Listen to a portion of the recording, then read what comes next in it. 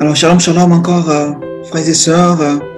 Aujourd'hui, je vais nous partager, n'est-ce pas, sur le thème « Les prostituées nous devanceront dans le royaume de Dieu ». Alléluia. Les prostituées nous devanceront dans le royaume de Dieu. Ou encore, il est plus facile à un nouveau chrétien de trouver le chemin de la repentance qu'à un ancien chrétien habitué aux choses d'avant.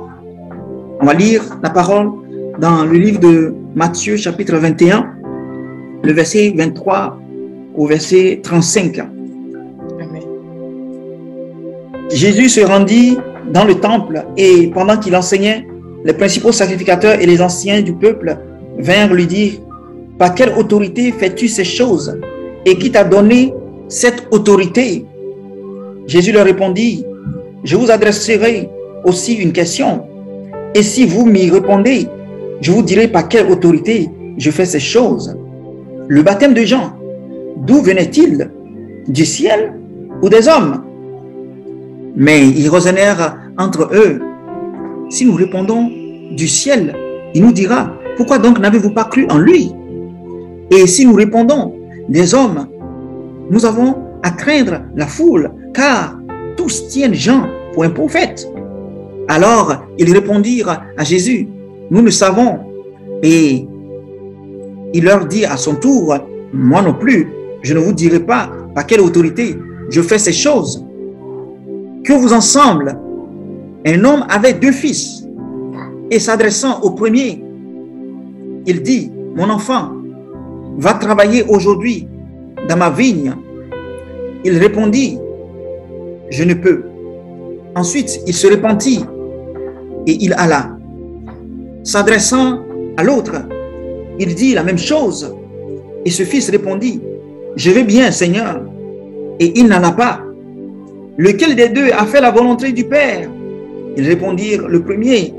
Et Jésus leur dit: je vous le dis en vérité, les publicains et les prostituées vous devanceront dans le royaume de Dieu. Car Jean est venu à vous dans la voie de la justice, et vous n'avez pas cru en lui. Mais les publicains et les prostituées ont cru en lui. Et vous, qui avez vu cela, vous ne vous êtes pas repentis pour croire en lui. Alléluia. Alléluia. Pourquoi les prostituées nous devanceront-ils ou nous devanceront-elles dans le royaume de Dieu? Pourquoi les prostituées et les publicains nous devanceront-ils dans le royaume de Dieu? Pourquoi le Seigneur parle ainsi? Pour scruter ce texte, on peut dire qu'en réalité, le premier enfant, il a dit que je ne veux pas y aller. Mais ensuite, il se repentit et il alla. Et le deuxième qui a dit bien oui. Oui, je vais y aller. Oui, c'est moi. Oui, j'accepte. Je t'accepte comme Seigneur et Sauveur. Mais après, il n'est pas y allé. Donc, il n'est pas seulement question de croire en Jésus comme Seigneur, Seigneur. Il n'est pas seulement de dire que, ben oui, nous avons Abraham pour père. Souvenons-nous de ce que Jean-Baptiste a dit à ces Sadducéens qui venaient à son baptême. Il dit, dans Matthieu 3, le verset 8 à 10, il dit, attendez, je vais le lire, Matthieu chapitre 3, verset 8 à 10, il dit: produisez donc le fruit digne de la repentance et ne prétendez pas dire en vous-même: nous avons Abraham pour père, car je vous déclare que de ces pierres-ci, Dieu peut susciter des enfants à Abraham. Déjà la cognée est mise à la racine des arbres. Tout arbre donc qui ne produit pas de bons fruits sera coupé et jeté au feu. Alléluia. Donc il ne suffit pas de dire qu'Abraham est notre Père, il ne suffit pas de dire que Jésus-Christ est notre Seigneur, il ne suffit pas de dire que oui, nous croyons déjà en Jésus, mais il faut obéir. Les pharisiens, ils se disaient être enfants d'Abraham, mais ils n'obéissent pas à la pensée, à la foi d'Abraham, ils n'obéissent pas à ce que le Dieu d'Abraham a prescrit. Alors que les prostituées et les publicains, ils reconnaissent que eux, ils ne sont pas bien, mais après, ils finissent par obéir. Souvenons-nous du riche dans la parabole, n'est-ce pas, de Lazare et du riche, les deux qui étaient morts. La Bible nous dit que le riche, levant les yeux, vit Abraham et il dit, Père Abraham. Ah, il a reconnu Abraham et il l'appelle Père. Il appelle Père Abraham, mais il a fini par atterrir en enfer. Père Abraham, mais il est au poids, au tourment. Père Abraham, mais il est dans la souffrance. Il avait besoin qu'une goutte d'eau tombe sur sa langue. Père Abraham, mais il n'a fait que dalle avec cela. Il ne suffit pas de dire que nous avons pour Abraham Père. Il ne suffit pas de dire que nous sommes chrétiens. Il ne suffit pas de dire que nous avons la vérité. Nous sommes dans la révélation. Nous sommes des églises évangéliques. Nous sommes des églises réveillées. Nous sommes des protestants. Nous sommes des pentecôtistes. Nous sommes des ceci, des ceci, des cela, des cela. Ça ne sauve pas. Ce qui compte, c'est l'obéissance. Le premier fils avait refusé, mais en fin de compte, il a accepté, il a fait la volonté du Père. Le deuxième fils, qui était zélé au départ, il dit oui, c'est nous, oui, mais en fin de compte, il n'a pas fait la volonté du Père. Et le Seigneur conclut en disant, les publicains et les prostituées vous devanceront dans le royaume de Dieu. La deuxième chose pour laquelle les prostituées et les publicains nous devanceront dans le royaume de Dieu, c'est aussi que l'orgueil vient avec les titres et la familiarité a tendance à diminuer la crainte de Dieu. L'orgueil vient avec les titres. Quand on commence à avoir les titres, on finit par être orgueilleux, plus d'humilité.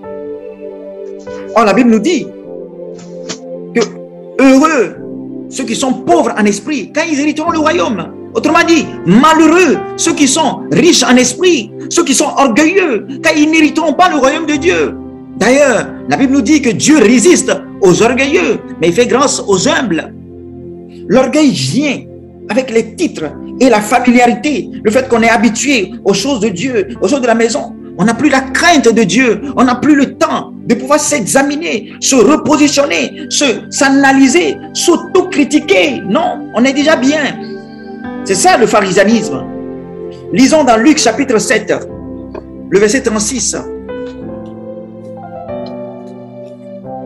Luc chapitre 7, le verset 36 au verset 47.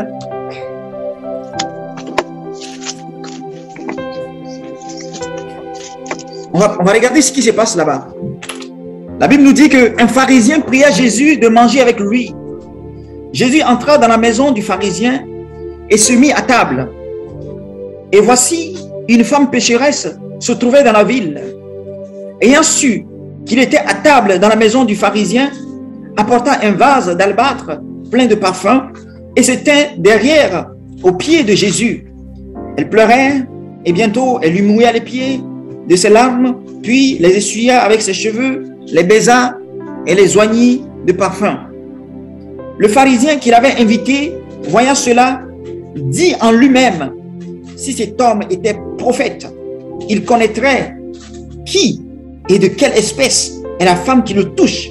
Il connaîtrait que c'est une pécheresse. Jésus prit la parole et lui dit, Simon, j'ai quelque chose à te dire.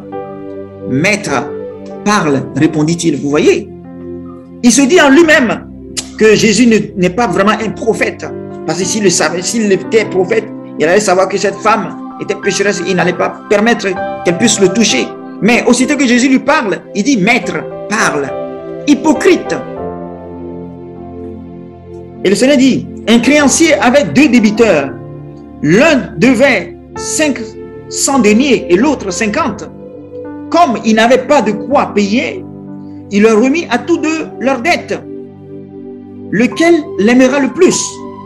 Simon répondit, celui, je pense, auquel il a le plus remis. Jésus lui dit, tu as bien jugé. Puis, se tournant vers la femme, il dit à Simon, vois-tu cette femme? Je suis entré dans ta maison et tu ne m'as pas donné l'eau, tu ne m'as pas donné d'eau pour laver mes pieds. Mais elle les a mouillés de ses larmes et les a essuyés avec ses cheveux. Tu ne m'as pas donné de baiser, mais elle, depuis que je suis entré, elle n'a point cessé de me baiser les pieds. Tu n'as pas versé d'huile sur ma tête, mais elle a versé du parfum sur mes pieds. C'est pourquoi je te le dis. Ses nombreux péchés ont été pardonnés, car elle a beaucoup aimé. Mais celui à qui on pardonne peu, aime peu. Et il dit à la femme, tes péchés sont pardonnés. Et ceux qui étaient à table avec lui se mirent à dire en eux-mêmes, qui est celui-ci qui pardonne même les péchés? Mais Jésus dit à la femme, ta foi t'a sauvée, va en paix. Vous voyez, quand on lit encore ce passage, on voit encore deux types de personnes, le pharisien et la pécheresse. La pécheresse, c'est qu'elle est pécheur, elle est pécheresse. Et qu'est-ce qui est arrivé pour qu'elle fasse cela à Jésus? On l'ignore. Mais si peut-être on croise les textes avec Jean, on pourrait se dire que oui, le Seigneur l'a délivré, peut-être des démons, et sa reconnaissance envers le Seigneur était que elle vient s'offrir entièrement comme une victime. Elle vient s'offrir tout son corps, son être entier, comme un culte raisonnable à Dieu. Alléluia. Elle vient s'offrir parce qu'elle a reconnu que Dieu l'a vraiment pardonné de beaucoup de péchés. Mais le pharisien, bon, vu qu'il pense qu'il n'a pas de péché, vu qu'il pense qu'il est l'égal de Jésus, il traite Jésus comme son égal. Il n'a pas besoin vraiment de faire tout ça pour Jésus. Donc, quand on se voit déjà assez grand, quand on se voit déjà assez vraiment proche de Dieu, on n'a plus la crainte de lui. On n'a plus vraiment la soif de pouvoir faire sa volonté. On est là vraiment dans les choses habituelles et on finit par être pris au piège. Et contrairement à ce pharisien, vous allez voir encore un autre publicain, Zachée. Lui, quand Jésus est venu chez lui, il a changé complètement de vie parce qu'il savait qu'il n'était pas un homme de bien.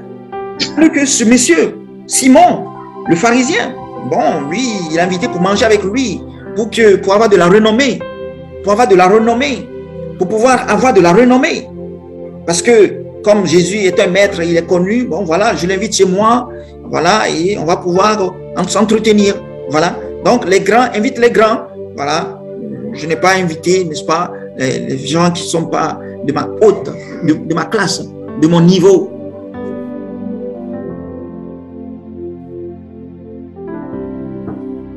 Alléluia.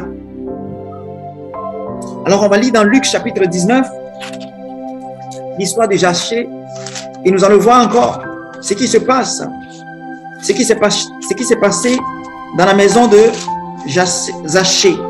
Donc, Luc chapitre 19, versets 1 à 10. La Bible nous dit que Jésus étant entré dans Jéricho, traversait la ville. Et voici un homme riche appelé Zachée, chef des publicains, cherchèrent à voir qui était Jésus. Mais il ne pouvait y parvenir à cause de la foule, car il était de petite taille. Il courut en avant et monta sur un sycomore pour le voir, parce qu'il devait passer par là. Lorsque Jésus fut arrivé à cet endroit, il leva les yeux et lui dit, « Zachée, hâte-toi de descendre, car il faut que je demeure aujourd'hui dans ta maison. » Bon, ici, c'est le Seigneur lui-même qui va vers Zachée. L'autre, le publicain, le pharisien a invité le Seigneur. Donc, il est censé l'accueillir de manière honorable parce que Jésus est son invité. Il a invité Jésus à manger avec lui. Il devrait l'honorer. Mais ici, on voit, c'est le Seigneur lui-même qui a pris l'initiative d'aller chez ce publicain Zachée. Et Zachée, le verset 6 dit, Zachée se hâta de descendre et le reçut avec joie. Parce que quand quelqu'un vient dans la vie d'un pécheur qui reconnaît être pécheur, quand un médecin vient visite un malade, n'est-il pas la joie? Mais quand le médecin visite quelqu'un qui est bien portant, est-ce qu'il sera heureux? Parce que quel sera le sujet de sa joie? Il est déjà bien portant, il n'a pas besoin de médecin. Mais c'est ce qui est mal portant, celui qui est malade, qui a besoin du médecin. Alors quand il voit le médecin, il voit la solution à son problème. Donc Zachée était joyeux. Mais voyant cela, tous murmuraient et disaient, il allait loger chez un homme pécheur. Mais c'est lui dit, mais Zachée se tenant devant le Seigneur lui dit, Voici, Seigneur, je donne aux pauvres la moitié de mes biens. Et si j'ai fait tort de quelque chose à quelqu'un, je lui rends le quadruple. Waouh! Non seulement Zachée veut restituer au quadruple ceux à qui il a fait tort, mais aussi il décide de prendre la moitié de ses biens. Il n'a pas dit je vais prendre 5%, 10%, 20%. Il prend 50% pour faire des dons aux pauvres, aux veuves, aux orphelins. Et voilà ce que le Seigneur dit. Jésus lui dit, le salut est entré aujourd'hui dans cette maison parce que celui-ci aussi est un fils d'Abraham. Voilà. C'est quel le fils d'Abraham? Ce n'est pas celui qui dit, oh, mon père c'est Abraham, je suis le fils d'Abraham. Le fils d'Abraham, ce n'est pas celui qui en a dans la bouche. Le fils d'Abraham, c'est celui qui en a dans les actions. Et je l'ai dit dans le verset 10, car le Fils de l'homme est venu chercher et sauver ce qui était perdu. Le Fils de l'homme est venu pour chercher les humbles de cœur, les pauvres en esprit, qui reconnaissent leur nécessité d'aller vers le Maître. Et on va lire encore un texte dans Jean le chapitre 9, le verset, je pense, Jean chapitre 9, le verset 39 au verset 41. Je crois que je nous avais déjà lu ce texte. Mais regardez un peu ce que le Seigneur dit. Puis Jésus dit, je suis venu dans ce monde pour un jugement, pour que ceux qui voient, non, pour que ceux qui ne voient point, voient, et que ceux qui voient deviennent aveugles. Et le verset 40, quelques pharisiens qui étaient avec lui, ayant entendu ces paroles, lui dirent, nous aussi sommes-nous aveugles? Et Jésus leur répondit, si vous étiez aveugles, vous n'auriez pas de péché. Mais maintenant vous dites, nous voyons. C'est pour cela que votre péché subsiste. Vous voyez, le péché de ces pharisiens subsiste parce qu'eux-mêmes, ils se disent qu'ils voient. S'ils acceptaient leur condition d'aveugles, ils chercheraient celui qui peut leur ouvrir les yeux. Mais parce qu'ils se disent déjà pharisiens, nous sommes pharisiens, nous sommes vraiment de la classe des plus considérés de Jérusalem. Nous sommes ceux-là qui sont les gardiens, vraiment, c'est nous qui pratiquons au mieux. Voilà, nous connaissons déjà, nous sommes suffisants. On n'en a plus besoin de quelqu'un pour nous corriger. Il n'y a plus de révélation qui pourra vraiment nous transformer. On n'a plus besoin. On est suffisant à soi-même. Et le Seigneur leur dit, si vous étiez aveugle, vous n'auriez plus de péché. Parce que si vous étiez aveugle, vous reconnaîtriez que vous avez besoin de moi. Et c'est moi qui pardonne le péché, je vous pardonnerai. Mais maintenant que vous êtes maintenant riche en esprit, maintenant que vous vous dites que nous voyons, mais votre péché subsiste. Parce que vous ne viendrez pas à moi, afin que je vous guérisse. Alors, le chrétien, un ancien chrétien, un ancien a tendance à s'orgueillir, a tendance à être rempli d'orgueil, de suffisance. Parce qu'il est habitué aux choses anciennes. Il a du mal à recevoir le vin nouveau. Il a du mal à être transformé parce que l'orgueil l'a rempli. Et on aime, les chrétiens, on aime bien toujours pointer du doigt les pharisiens. Mais en réalité, c'est quoi un pharisien? Le pharisien, ce n'est pas celui qui parle du dépouillement qui est pharisien. Hein? Parce qu'on aime bien, quand tu parles du dépouillement à quelqu'un, quand tu parles de la sanctification du corps à quelqu'un, il va pointer du doigt tout de suite. Ah non, mais ça c'est le pharisien. Ben non, qu'est-ce que le Seigneur a dit? Le Seigneur parlant aux pharisiens, il dit, vous aimez nettoyer le dehors des assiettes, des plats, ou bien de la coupe. Et vous abandonnez le dedans. Donc, le reproche que le Seigneur faisait aux pharisiens, ce n'est pas parce qu'ils aimaient bien nettoyer le dehors. Parce que le Seigneur continue en disant, lavez le dedans et le dehors et toute la coupe sera propre. Donc, le Seigneur n'est pas en train de dire, lavez seulement le dedans. D'ailleurs, quand on lave le dedans, pendant que tu es en train de laver le dedans, le dehors aussi va être lavé automatiquement.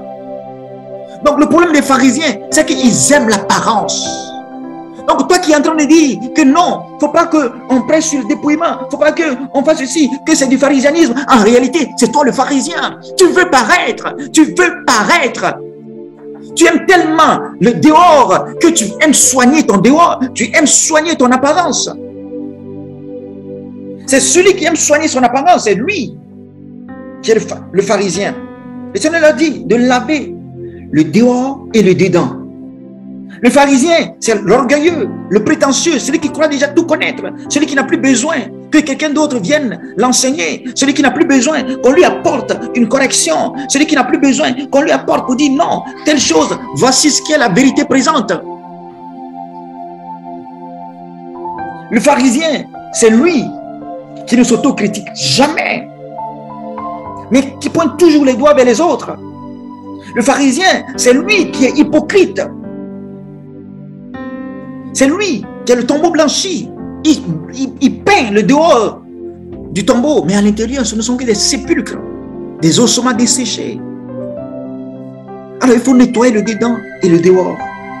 Pour cela, le pharisien ne l'aime pas. Et beaucoup de chrétiens aujourd'hui sont devenus des pharisiens. Et en général, ce sont des anciens convertis qui sont les pharisiens. Parce qu'ils sont habitués aux choses anciennes. Ils ne sont plus dans le mouvement de l'esprit. Pour accepter la correction du Seigneur. Pour accepter la correction du Seigneur, du Saint-Esprit. Ils n'ont plus le temps de prendre du recul pour examiner. Non. Car les habitudes et les titres prennent la place de l'amour pour la vérité. Les habitudes et les titres prennent la place de l'amour pour la vérité. On n'a plus l'amour pour la vérité. On cherche comment à s'en sortir. On cherche comment à conserver notre doctrine. On cherche tous les moyens pour conserver la doctrine qu'on avait. Même si elle n'est pas la bonne. On ne se questionne même pas là-dessus. Bon, c'est comme ça qu'on nous enseigne. C'est comme ça que ça fonctionne. Voilà. Regardez le raisonnement de ces hommes-là. Dans Matthieu 21. Retournons. Dans Matthieu 21. Le raisonnement de ces gens. Quand le Seigneur leur a posé la question. À savoir si Jean venait-il de Dieu ou des hommes. Voici ce qu'ils disent. Ils raisonnèrent ainsi en eux-mêmes. Matthieu chapitre 21, verset 25. Mais ils raisonnèrent ainsi entre eux. Si nous répondons du ciel, il nous dira pourquoi. Donc n'avez-vous pas cru en lui? Et si nous répondons des hommes, nous avons à craindre la foule, car tous tiennent Jean pour un prophète. Donc, au lieu de répondre à ceux dont ils sont convaincus, ils commencent à raisonner, ils commencent à chercher c'est quelle la meilleure réponse afin de pouvoir avoir raison. Ils ne sont pas dans l'optique de chercher ce qui est vrai. Ils ne sont pas à la recherche de la vérité. Et je nous avais déjà lu dans le livre des Actes au chapitre 4, quand Pierre et Jean étaient traduits en justice pour avoir accompli le miracle. Eux, au moins là, ils le disent ouvertement. Actes chapitre 4, ils le disent ouvertement. Je vais le lire.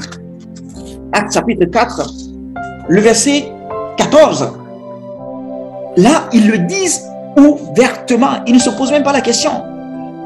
Ils disent, Actes chapitre 4, verset 14, ils disent, comme ils voyaient là près d'eux l'homme qui avait été guéri, ils n'avaient rien à répliquer. Voilà. Luc dit qu'ils n'avaient rien à répliquer. Mais eux-mêmes, voici ce qu'eux-mêmes ils disent. Au verset 15, ils leur ordonnaient de sortir du Sanhédrin et ils délibérèrent entre eux. Donc leur délibération est juste, mais leur sentence n'est pas conforme à leur délibération. Ils ont délibéré comme suit. Que ferons-nous à ces hommes? Car il est manifeste pour tous les habitants de Jérusalem qu'un miracle signalé a été accompli par eux et nous ne pouvons pas le nier. Ils reconnaissent que quelque chose s'est passé au travers de ces hommes galiléens, non instruits, pauvres. Et le verset 17 dit, mais afin que la chose ne se répande pas davantage parmi le peuple, défendons-leur avec menace de parler désormais à qui ce soit en ce nom-là. Ils ne sont plus à la recherche de la vérité. On ne cherche plus à savoir est-ce que Jésus est réellement le Messie. Non. Tout ce qu'on veut, ça fait taire ces hommes. Tout ce qu'on veut maintenant, c'est conserver ce qu'on a l'habitude de faire. Mais n'oublions pas que l'habitude n'est pas toujours la vérité. Ce n'est pas parce que nous sommes habitués à quelque chose que nous sommes dans le vrai. La grâce de Dieu, oh yeah. Pensez-vous que ne vous est-il jamais arrivé En tout cas, moi, il m'est déjà arrivé que ce que je croyais être vrai, quand j'étais inconverti, je refusais Jésus. Mais un jour, j'ai cru en Jésus. Autrement dit, je pensais que Jésus n'était pas la solution. Mais après, je crois maintenant que Jésus est la solution. Alors, ça devrait quand même m'interpeller. Qu'à chaque fois, il faut avoir un peu de recul pour analyser les choses, pour réanalyser, pour réexaminer les choses. Pour analyser et réexaminer, pour ne pas avoir toujours à subir les mêmes conséquences, les mêmes erreurs. Vous voyez, le pasteur de l'église de Laodicée, quand on a lu tantôt, il se dit lui-même qu'il est riche, il n'a besoin de rien, alors qu'il ne savait pas qu'il est pauvre, aveugle et nu. Voilà ce que le Seigneur lui dit, qu'il est pauvre, aveugle et nu. Mais comment ne savait-il pas qu'il est pauvre, aveugle et nu? Parce qu'il ne peut plus le voir. Parce qu'on est arrivé à un point où on lit, mais on ne comprend plus. On entend, mais on ne peut pas arriver à la repentance. On est devenu sourd à la voix de l'Esprit. C'est un pasteur, celui de Laodicée. Mais le Seigneur dit que c'est son ange, c'est son pasteur, c'est son serviteur. Alors, on peut être serviteur de Dieu et ne pas être dans la volonté de Dieu. Voilà un pasteur de l'église de Laodicée qui, bien entendu, le Seigneur le reconnaît comme pasteur. Ce n'est pas un faux pasteur. Écoutez, ce n'est pas un faux pasteur, c'est un vrai. Mais le Seigneur dit qu'il est pauvre, aveugle et nu, qu'il se repente, car lui, il châtie ceux qu'il aime. Ah, le Seigneur l'aime encore, hein? Mais il doit se repentir. Mais c'est là tout le piège, parce qu'il a dans la prospérité, il y a beaucoup d'âmes, l'église est prospère, ils n'ont besoin de rien. Ils ne savent pas qu'en réalité, la doctrine est erronée. Ils ne savent pas en réalité, la tiédeur nous a pris. Ils ne savent pas qu'en réalité, ils ne sont plus zélés comme cela se doit. Mais il suffit que Dieu envoie un jeune homme de 15 ans pour leur parler. Ils vont dire non, toi dégage d'ici. Qu'est-ce que toi tu es? Montre-nous déjà tes réalisations. Ah oui, parce qu'il juge selon l'apparence. Il juge selon l'apparence. C'est ça le parisanisme. On juge selon l'apparence et non selon la vérité. Comme tu n'es pas grand, tu n'es pas connu, bon, on ne t'écoute pas, quoi. Ta voix n'est pas assez portante, tu n'es pas assez grand, alors on ne t'écoute pas. C'est ça, juger selon l'apparence. On ne juge plus selon la vérité. Oh, tous ceux qui ne sont pas de la vérité ne pourront pas entrer dans le royaume de Dieu. Et tous ceux qui aiment la vérité véritablement, ils vont pouvoir entendre la voix du bon berger, la voix du Seigneur.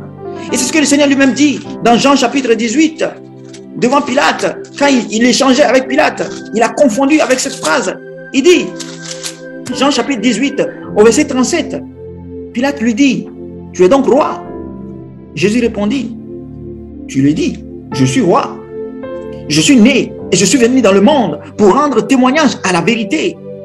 Quiconque est de la vérité, écoute ma voix. Sommes-nous de la vérité ou nous sommes égarés de la vérité?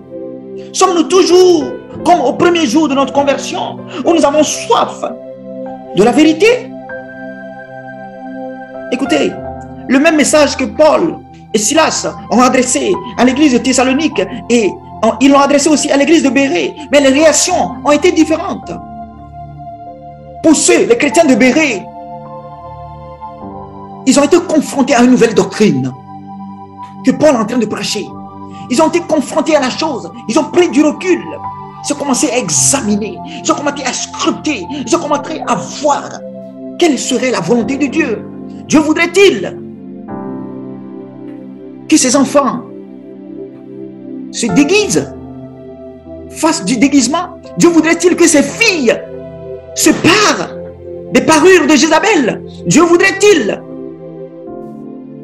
que ces filles détruisent le corps qu'il leur a donné, fassent de la dépigmentation, changent la nature de leurs cheveux, changent la couleur que Dieu leur a donnée parce que cela ne leur convient pas? Dieu voudrait-il cela ou voudrait-il que nous conservions ce qu'il nous a donné? Que voudrait-il Dieu?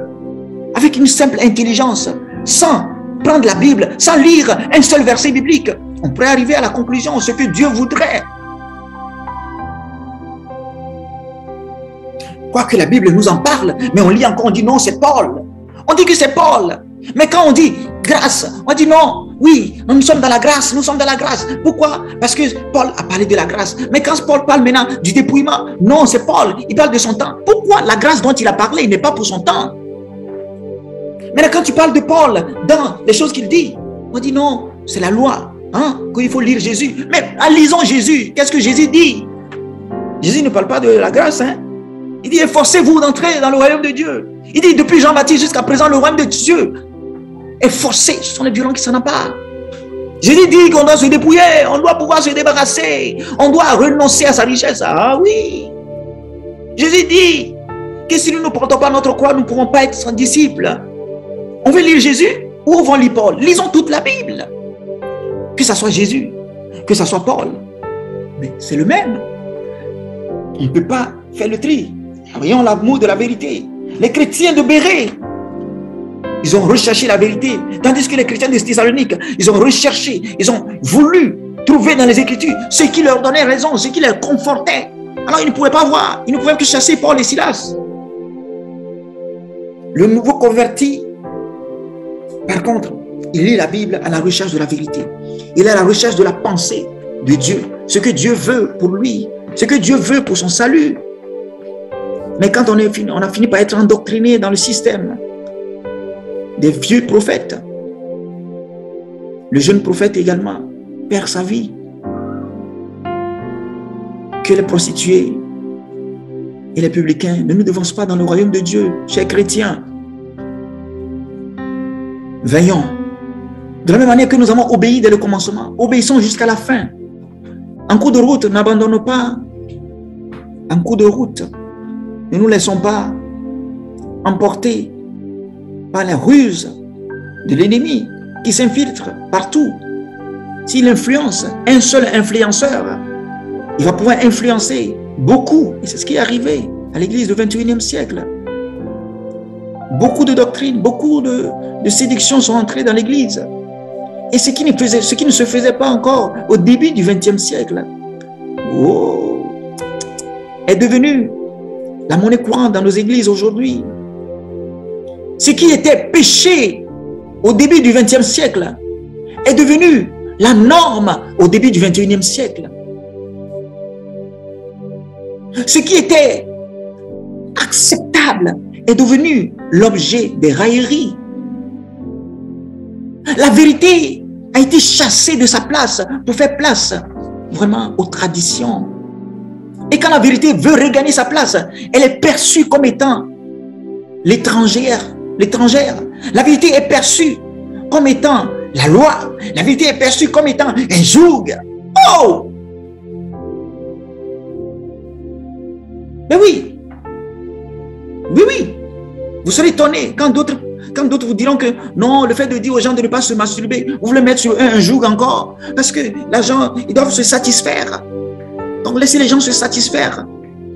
Vous voulez dire aux gens de ne pas être homosexuels. Non, c'est un joug encore. Laissez les gens. Le dépouillement n'est pas un joug. En fait, c'est la norme. Voilà. C'est parce qu'on s'est tellement paré de beaucoup de choses qu'on trouve difficile le fait de se dépouiller. Et on dit que c'est la loi. Ok. Si tu es au son de ma voix, répands-toi. Réexamine ta vie. Réexamine les choses pour voir quelle serait la volonté de Dieu. Et fais le bon choix. Ceci n'est pas un message de condamnation, mais une alerte pour nous réveiller, pour réveiller notre saine intelligence.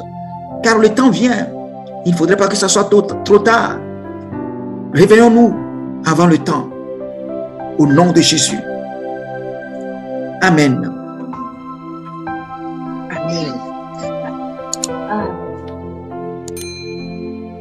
Amen.